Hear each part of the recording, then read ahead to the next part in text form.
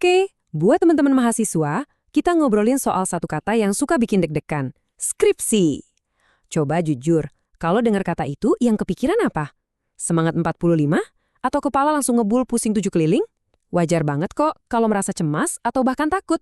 Nah, tenang aja, kalian gak sendirian. Anggap aja obrolan kita kali ini tuh kayak Google Maps buat perjalanan skripsi kalian. Biar jalannya lebih jelas dan lebih pede. Nah, ini dia kan pertanyaannya, skripsi siap atau pusing? Jujur emang rasanya campur aduk. Kayak mau naik gunung, puncaknya kelihatan tinggi banget, tapi kita nggak pegang peta, bingung mau lewat mana. Tapi dengerin deh, semua pendakian itu kuncinya di persiapan awal kan? Dan persiapan buat skripsi itu ya cuma satu, proposal. Dokumen ini yang bakal ngubah rasa pusing jadi rasa siap. Yuk kita bedah bareng-barang fondasinya. Oke, kita mulai dari gerbang pertamanya ya. Banyak banget nih yang salah kaprah soal mata kuliah seminar. Seringnya dikira, paling ngulang metopen lagi. Salah besar. Ini bukan pengulangan.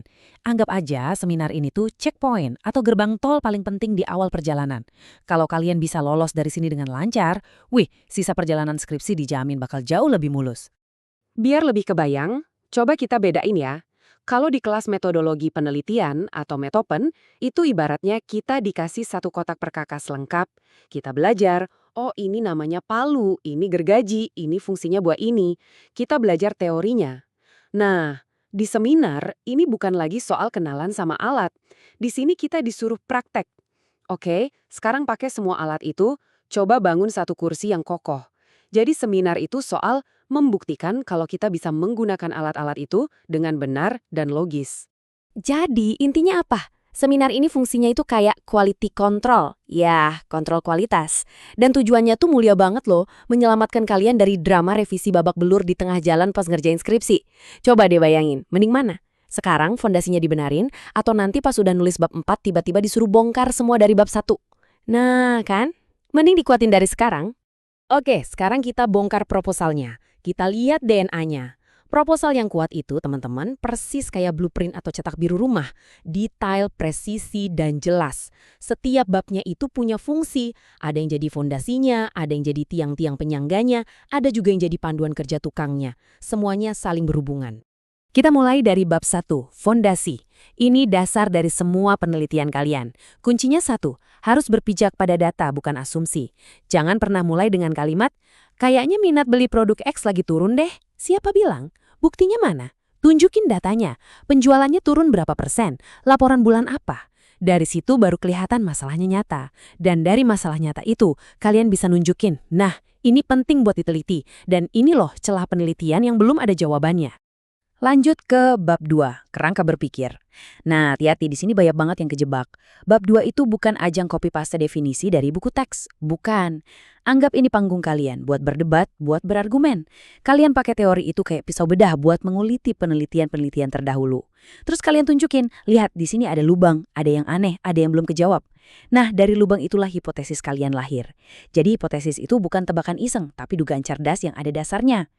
Terus bab 3, ini adalah resep masakan penelitian kalian. Kenapa resep? Coba bayangin resep kue. Kalau resepnya cuma bilang masukkan tepung secukupnya, pasti kuenya jadi aneh kan? Nah bab 3 juga harus gitu, super detail. Siapa yang mau diteliti? Populasinya siapa? Caranya milih sampel gimana? Mau dianalisis pakai alat apa? Kuesionernya dapat dari mana? Jangan-jangan bikin sendiri. Semua harus jelas, logis, dan yang paling penting bisa dimasak ulang sama orang lain dan hasilnya bakal mirip. Oke, blueprintnya udah kebayang kan? Sekarang kita bahas bagian yang nggak kalah penting. Jebakan-jebakan umum yang sering bikin mahasiswa jatuh. Anggap aja ini kayak cheat sheet ya, biar kalian nggak perlu nyasar atau muter-muter di jalan yang salah. Langsung ke intinya. Untuk bab 1, ini nih, do's and don'ts-nya. Jangan pernah angkat masalah yang terlalu umum, kayak pengaruh media sosial. Itu luasnya kayak samudra. Coba persempit, fokus. Contohnya, pengaruh durasi main TikTok di malam hari terhadap kualitas tidur mahasiswa tingkat pertama di kampus Z. Nah kan, jelas, spesifik, bisa diukur, dan bisa dicari datanya. Lanjut ke bab 2. Jebakannya, menganggap bab ini cuma rangkuman. Bukan teman-teman, ini soal sintesis. Artinya, kalian nggak cuma daftar, si A bilang ini, si B bilang itu cuma mindahin tulisan. Coba hubungkan. si A nemuin X, tapi si B kok nemuinnya Y ya? Padahal konteksnya mirip. Nah, perbedaan ini menarik nih, belum ada yang jelasin. Dari situ, pemikiran kritis kalian kelihatan.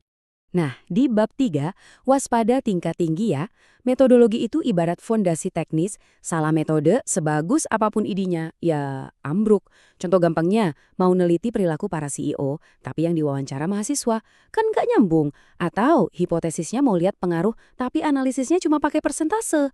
Itu sama aja kayak mau motong steak, tapi pakainya sendok, nggak akan bisa. Jadi, pastikan semua pilihan kalian itu logis dan ada justifikasinya. Oke, kita udah tahu apa yang harus dibangun dan lubang mana yang harus dihindari. Sekarang, biar nggak panik, kita lihat peta perjalanannya selama 1 semester. Bagian ini penting ya, biar kalian lihat, oh ternyata prosesnya tuh ada tahapannya, nggak semengerikan yang dibayangin. Jadi, kira-kira gimana sih alurnya dalam 1 semester? Tenang, ini semua udah terstruktur kok.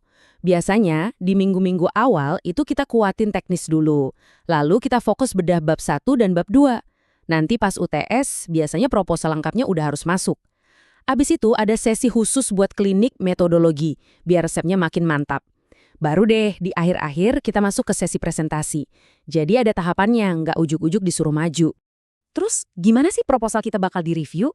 Nah, ini penting buat dilurusin. Proses review itu bukan kayak sidang, di mana kalian dihakimi.